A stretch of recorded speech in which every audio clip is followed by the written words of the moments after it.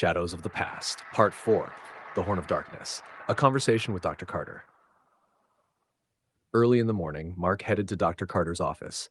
His mind was weighed down by thoughts of the strange events that had unfolded over the past few days. He needed someone to talk to, and Dr. Carter was the only person he trusted. When he arrived, she was at her desk, studying old maps of the region. "Mark, what brings you here so early?" she asked, adjusting her glasses. Mark sat down and began hesitantly recounting his experiences. The Utah raptor outside his window, the disappearing cows, the claw marks in the forest, and the glowing eyes in the darkness. He even shared his suspicion that dinosaurs might somehow still exist.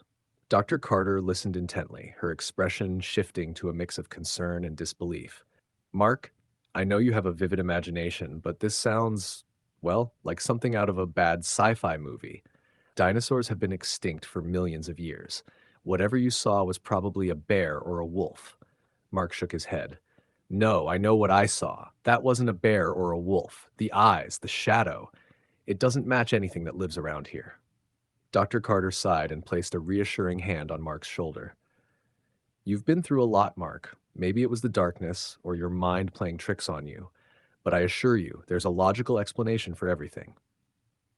Disappointed, Mark left her office. He had hoped she would believe him, but her reaction made him doubt himself. The uneasy silence. Days passed, and the strange occurrences only increased. More animals disappeared or were found mutilated. The villagers began to retreat into their homes, and the nights grew eerily silent.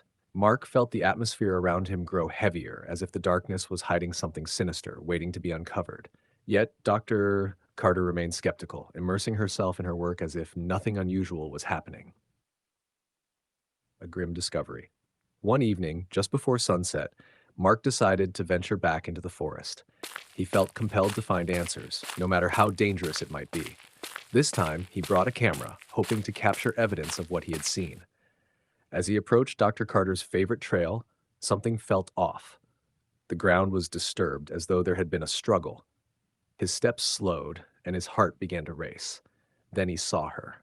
Dr. Carter lay lifeless on the ground, her eyes wide with terror. The world around Mark seemed to stop. Whatever had killed her wasn't human.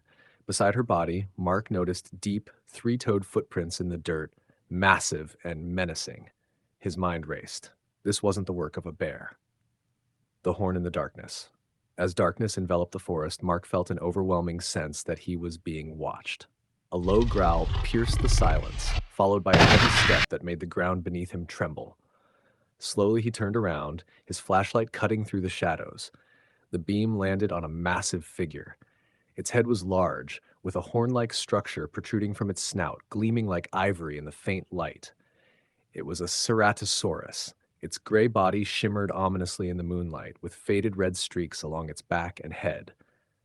The bony horn on its snout completed its fearsome appearance. Mark stood frozen, unable to move as the creature stared at him, but instead of approaching, it turned away and disappeared into the darkness of the forest.